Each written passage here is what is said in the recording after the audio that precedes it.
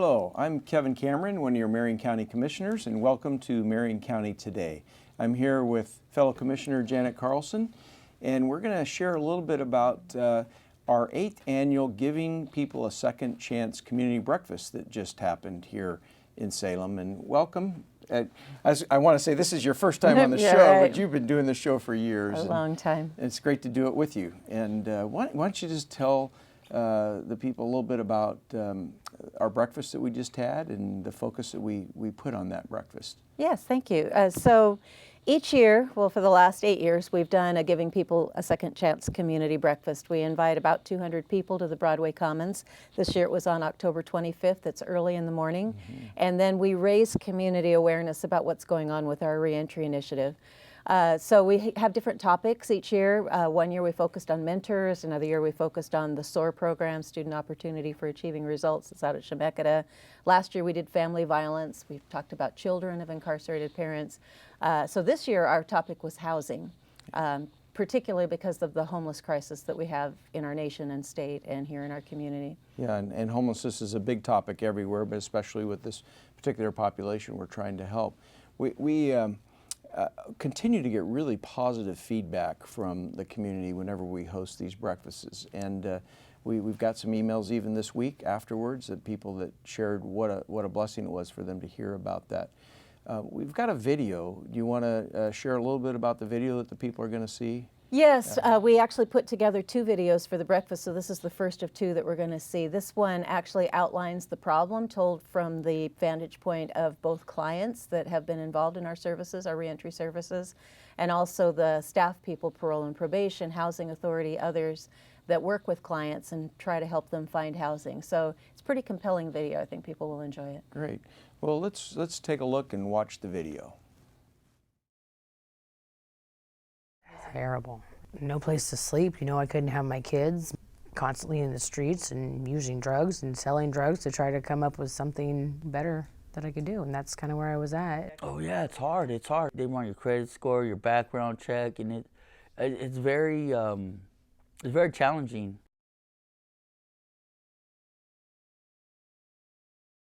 In Marion County, and this isn't atypical throughout the state of Oregon, but you're looking at about 50% of people when they come out from incarceration don't have a place to live. And that can even include, say, couch surfing. That can include a family member. When they come out, they literally are looking for a place to stay or don't know where they can, and commonly have to go to, say, a homeless shelter or someone who knows someone. We are primarily funded through HUD, Housing and Urban Development. We have 2 primary programs, public housing and Section 8 vouchers. We serve almost 9,000 individuals each day. We are actively trying to find more housing opportunities as we have a wait list of almost 10,000 households. In this market, individuals with criminal backgrounds have some barriers in as much as they either don't have the references they need, and some landlords require references from their previous housing. In addition to that, security deposits. They have a great need for security deposits. Some security deposits are as much as 2.5 months of rent. In addition to that, they need the application fees. They're $40 in some instances, and there's no guarantee that you're going to get the housing even after you make the application. And $40 and you're going to 4 or 5 places, that becomes $200 easily.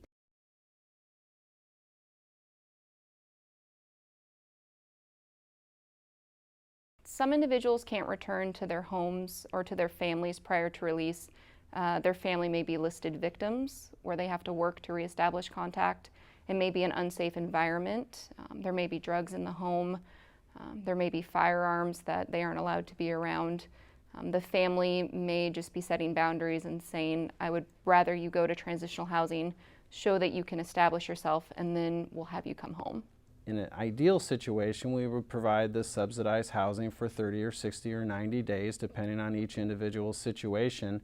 and then progressively move from a more structured environment to a less structured environment, to the point where ideally in a perfect situation somebody could afford an apartment or a house or a living arrangement of their own, and they've had the skills, and through say treatment completion, supportive mentors, supportive family, they're able to kind of move on with their life on an individual basis without that intensive structure.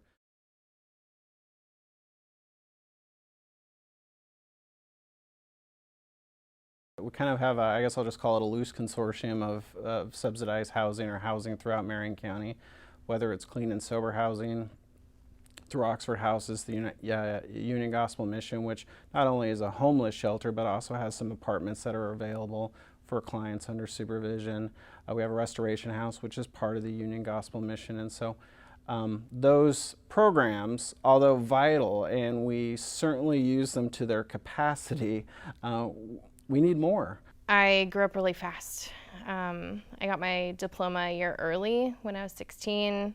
I was in an abusive relationship at the time with an older person, and I had just been on my own ever since I was 17 by choice. My son was a year old when I went to prison. I was arrested 7 times within that last year that I was out. 5 different cases came out of that with 8 felony drug charges. I pled guilty and was convicted of all 8, and I was sentenced to 66 months at Coffee Creek with no prior convictions. But I don't look at it as a bad thing. It was hard, and it took me a while to think about what I had done, really think about it and learn how to be accountable for what I did and think about everyone else that was affected by it. My incarceration started, I was 23. Now I was 27. I just had my first birthday out here in 5 years last month. But the world had changed so much, and I went to the Marion Oxford house. I interviewed over the phone, and I was accepted. I didn't know what to expect. I had never been on supervision before. I didn't know how hard it was going to be for me to find a job or be able to see my son out here, how other people were going to feel about me being here. But I knew that I just had to do everything I could that was right. When individuals live in transitional housing, they sometimes will have a blackout period just so they can get adjusted to the house. They have a chore list. Everyone alternates. Everyone's responsible for the house. They have weekly house meetings where they check in. What are your highs? What are your lows? Anything we can help you with? And the Oxford community in and of itself is very involved. When I got out after completing the Turning Point program, to either go to like an Oxford house or some kind of transitional housing. I, however, wanted to be able to go where I could see my kids. Grace House, it doesn't allow you to have your kids there, but they're real family oriented, so it was released to them. They provide food, clothing, place to live, every kind of support and help that you could possibly need being there. I was waiting on a voucher from the Arches program, and while being there I finally got one and was able to start looking for an apartment or whatever house that they would pay for. It was sort of like when you got there and you'd done your application, they would look at it and go, well, you're pretty honest about everything, but let me talk to the owners and see if they, and then they would never call you back.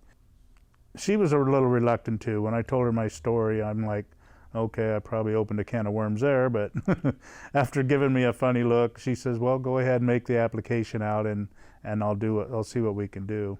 And she turned out to be really nice, and she finally called me back after not even being able to get a hold of the PO or anything and said, well, I talked to my husband and he said, everybody deserves a second chance. So they decided to go ahead and rent to me, which I was grateful for sure. And I moved in right away.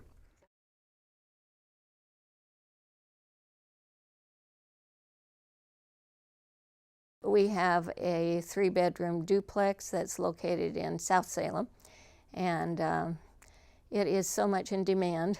All we have to do is put an ad up, and I have tons of people applying. And we also rent out our studio apartment in our own home. In 2010, I had a young man come to our house looking for a space in our studio apartment. And his name was Joe, and he was a most amazing person. He told me all about his history. He was so forthcoming about everything that it really made me feel comfortable with him, and I felt like I'd known him all my life. Well, you know how things go. He was out for 10 months, and he went right back in again.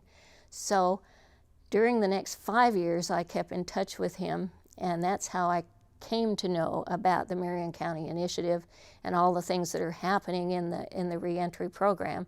And so I've been involved in a number of areas, and it's become a passion for me. So now I listen carefully, and when I have an opportunity to give a hand up to somebody, my husband and I both agree that it makes our hearts happy. I had one former tenant who's a cook by trade, and I hadn't talked to him for a while. He hadn't talked to me. He called me out of the blue and said, "Hey, I'm getting off work. Are you going to be home?" And I said, "Yeah." He says, "Well, I want to come by and say hi." And I said, "Hey, that'd be fine." And asked me what kind of pie I like. I told him. He says, "I'm bringing you that pie." And that's exactly what he did. Because I was there for him that time in his need. He needed a place, and I was able to provide that to him. And that meant a lot to him. And, you know, he's moved on. He's got a good job, you know, but that's what it's all about. I'm not so concerned with their past. When we interview any tenants, we ask all the usual questions, but I also just ask, if I'm to look at your credit record, what will I find? And I let them tell me. And if I look at your criminal background history, what will we see? Tell me about it. And when someone is ready to help themselves and to work together with us, I'm more inclined to rent to them because it's a part of my public service. It's real hard if we don't have a place to go and a place to become stable again when we get out. It's just, I mean, we go back to what we know, and that's really difficult. You know, you can't get out of it. So I would just, if there's more opportunity, more housing, more resources, anything that can help us get through that first, you know, turning point right there when we get out, it can make or break us. I'm a prime example, and others as well, that we've changed, and we're helping to change others in our society, in our community, and here in Salem, and in, you know, City of Peace. And I think many of us have made drastic changes, and we still come up with barriers, and it keeps us at the bottom, you know, when we want to succeed and give back. Because I believe that if we change the way we think, then we can change the world. Well, it was great. We get to watch that video of the people who are struggling to find a home. Why don't you share a little bit about those individuals or the type of people that we're trying to help with the homelessness in this particular situation? Right. So the Reentry Initiative started out being about people who were returning to Marion County from prison. And we've had anywhere from about 600 to about 700 a year that come back just to Marion County. A lot of times people think that they come from all over the state because we have so many prisons here, but actually those are our people that we sent. They're Marion County people coming back to their own community. Right now on parole and probation in Marion County, we have about 3,600 people, probably maybe a quarter to a third female and, you know, 2/3 to 3/4 male. What we look at with people coming back into the community is whether or not they commit a new felony crime within 3 years of coming out. And our goal is that they don't do that. They don't do that revolving door. That's called recidivism. It's a word that's very hard for people to say. Especially me. Yeah, exactly. But we've been tracking those recidivism rates. In 2002, 37% of the people that came out went back in on a new felony crime within 3 years. In 2014 was our all-time low. It dropped down to 14% because of the great work we're doing. It's ticked back up a little bit this year. It's 20, but still a significant drop because of the great work that's being done by Parole and Probation, Chemeketa Community College, Bridgeway, our treatment provider, Community Action, a number of different folks that are helping us make a difference for people. And the other thing I wanted to mention is that with Justice Reinvestment, we expanded and we're actually now diverting people with property and drug crimes that are low risk to the community, keeping them in the community and wrapping services and accountability around them here rather than using that expensive prison bed. Right. And then also it includes victims of crime as well. There's some funding, and so our initiative really looks at 3 prongs instead of just one. And one of the barriers, obviously, is a home job and home and having Right. ID. We know we're working on those things. So why don't you maybe share? There's some people in the community. There's some work being done to try to help with some of the short-term housing that we need. Right. Well, in the video, Commander Jeff Wood talked about a number of housing facilities that we have, and in this next video, we're actually going to see examples of the Demunis Resource Center, which is out on the jail campus, keeps a landlord list, helps people find housing, and then a couple transitional housing projects, one called New Options through Bridgeway, and the other called Restoration House that Union Gospel Mission runs. But still, that's not enough. We've done a gaps analysis. We need about 72 more beds a year in Marion County for transitional housing, so people have that structure. So we've had a work group. I thought it was like 2 to 3 years. We've been working on it for a lot longer than that. I think it's about 4 or 5 years that we've been working on trying to replicate a project they have down in Eugene called Roosevelt Crossing. It's through Sponsors Inc. They have over 70 beds down there. So we would have 24 in Marion County if we can be able to make this work. And it would be a great resource for our community. So I just want to let people know, and I think everybody does know, your leadership in this for years has been fantastic. And you're always driving to find new ways, innovative ways, creative ways, efficient ways. And one of the new things that you've brought up is the volunteer program that we're starting in the Reentry. Can you share a little bit about that and maybe how people can help with that? Yeah, we had a great mentor program called Mid-Valley Mentors, and it dissolved. It lost its funding source. I was actually on the board of that for a long time. And after that, we really haven't had a great way to involve members of the community that just want to give, like as a lay citizen, not someone that does a specialized treatment service or something like that. And so a young woman named Catherine Trotman came to visit me, and she wanted to volunteer, and I'm like, oh, we don't have a mentor program, but I've had this dream about having kind of a scaled down version of a volunteer program where we do workshops for groups of people.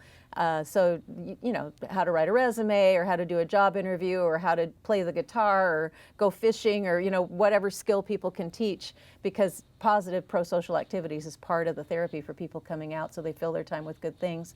And as we talked about it, she said, well, I'd like to coordinate that program. So she's actually building the program, and it's so great. So we have a flyer on our website and information if people are interested in volunteering. They can go on the website and contact her or contact me, and we'll get them going. Great. At the end of the program, we're going to show that website. But right now, we're going to introduce another video. It's how housing changes lives. So we're going to watch that video now. We're here to talk about some of the things you're going to be facing as you're transitioning back out in the community. Okay. What kind of things are on your mind when you're basically contemplating getting back out there and hitting the ground running? And being a felon, it's difficult, even sometimes going through the application process. Just knowing that because of history, I have a very good chance of being barred from whatever I'm looking for, whether it be housing or work. Right. So that's a major detriment to the search, I guess. Right. So. And a person could knock on a lot of doors and get rejected a lot of times as well. Yeah. Right. And at the Demunis Resource Center, clients can get help finding housing. The center keeps a list of landlords who are open to tenants with a criminal history.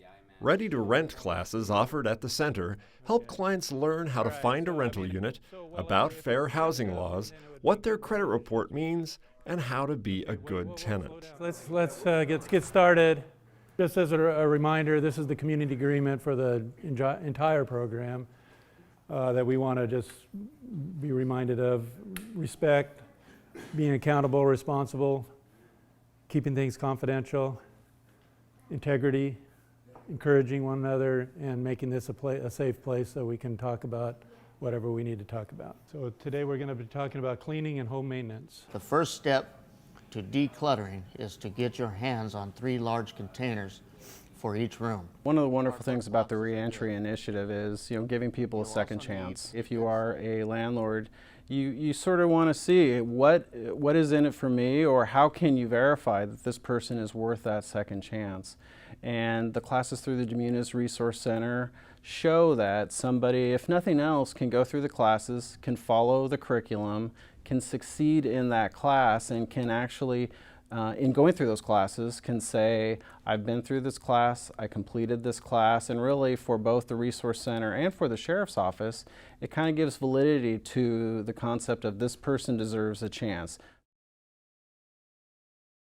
The history of this particular campus started in 1999 as Stepping Out Ministries, and it was a privately funded, privately run transitional home. Union Gospel Mission stepped in, and they were able to provide the financial resources and the backing that we needed administratively, personnel-wise, and whatnot, to allow us to continue to grow and move forward. So since 2013, we've been under the Union Gospel Mission. The philosophy is very simple. It's transforming lives through Jesus Christ. That is our philosophy. We're not concerned with the criminal activity in the past. What we're concerned about is allowing people who are hurt, broken, to come to us and to provide them with the resources that they need to successfully transition back into society, into our communities, and to have that transition be sustainable. We had several philanthropists that were supportive of our program. We came in and we had a pretty bare bones kitchen, and because of their graciousness, we were able to get new stoves in. All of the countertops, cabinets, and the flooring throughout the house on the bottom is all new because of their generous donations to us. So here at the house we have the capacity to house 45 individuals, and so of that we have several of those beds are single and double rooms. We have a separate cottage out back that also is single and double rooms. The way that we normally get people that come into our house, they are the release counselors from the Department of Corrections will contact us and refer clients to us. So in that process, we'll give out an application, guidelines packet. They will send that back to us. We staff it and approve it. Once they come in here, the length of time that they will stay here is really up to them. Basically, we don't set a time frame on how long somebody stays here, as long as they're being accountable and they're moving forward with whatever plan that they have. So this particular dorm area right here is actually reserved specifically for the SOAR program. So those men that are staying with us as they are actively engaged with the SOAR program stay in here. Because it's a home and it's a house on a block with a yard and a barbecue grill in the backyard, these guys come in and they actually invest in the house. We tell them we understand that everybody here wants to be somewhere else, but for the time that they are here, this is their home. It's been a long, striving road for me because I've had anger issues, depression, my anxiety, the stress, physical attributes that I have otherwise. But in all, it's very wonderful to be here. I have a place to lay my head at, and I can shower every day, have my food in a refrigerator and freezer, have chores for the place. Like I was just outside cleaning some stuff up for this place anyways. Get to watch TV, interact with other people, and there's one guy named Scott who comes in on Thursdays that he does meals for us for the house, and he does a wonderful job there, and it's like a small community. Well, the word I use for this place a lot is I'm safe here. It's a good place. I came here, like I said, out of the program, and everybody else that came here with me out of the program has since moved on. I just figured I'd stay here until I was comfortable enough to go get my own place. I actually had a knee replacement surgery in May, which it was wonderful here because they managed to get me into one of the units outside where I didn't have to go up and down the ramp. And they're very helpful in all my recovery and stuff. So I just returned back to work about a month ago, and I really don't have any plans on leaving here anytime soon until I feel stable and ready to do it. It allows me to slowly but surely put my life back together in all aspects. Mostly, you know, in terms of building confidence, I have some serious health problems, and this has given me an opportunity to gradually get back to a better state of health. But it's also allowed me to put other things in my life back together, put a plan of my finances and things that you necessarily need to do. I'm looking at housing. I haven't gotten that far yet, but I'm working on it. And I'm also working on a plan for family reunification. New Options is clean and sober structured housing.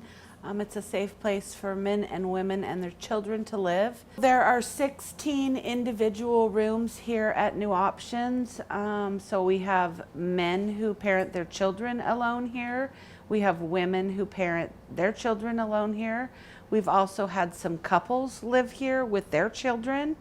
So there are 16 individual rooms. So we have anywhere from 16 to 20 people, adults at any given time, and usually 4, 5, 6 children. So this is the kitchen and dining room area, and this is an area that you would share with the other people that you live in the apartment with. There are 4 bedrooms and 4 bathrooms here, and you share the living room, kitchen, and dining room area. The washer and dryer area is right there, and that's for people who live here to be able to use. I think one of the big things to always remember is how many children are reunited with their families here, and if it wasn't for a place like this, they wouldn't get to come home.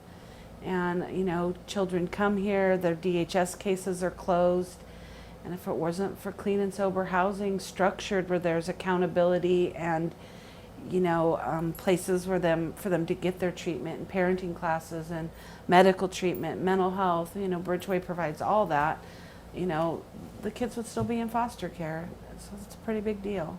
For me to have stable housing, it gives me a place for myself and my child. I have an older child that's over the age of 18. I have a younger child that's under the age of 18. It allows me to be able to set something down and not worry about it growing feet. It allows me to have somewhere to hang my hat, so to say. I'm allowed to build a family, you know, and sobriety, safety. It allows me a lot of things. I mean, I feel safe, my child feels safe. I have a 13-year-old daughter. You know, I got an 11-year-old son and a 5-year-old son. And thanks to New Options, I get a chance for them to come over here and, you know, in a safe environment and, you know, just basically be able to visit them anytime I want. I'm at New Options because I want to be. I don't have to be. I'm at New Options because I need to be to stay clean. And the people that have moved out that are close to me, 2 of my closest friends, one's back in prison, one's not doing very good. He's using. So I've chose to stay here, and it feels good. But once again, I want to thank you, Commissioner Carlson, for your leadership over the years in helping give people a second chance, and I know it makes a difference in our community. And for those of you that are watching, if you want to get more information, you can go to the website that's going to be shown on the screen here at the end of our presentation, or you can call the board's office. And we thank you for watching another edition of Marion County Today.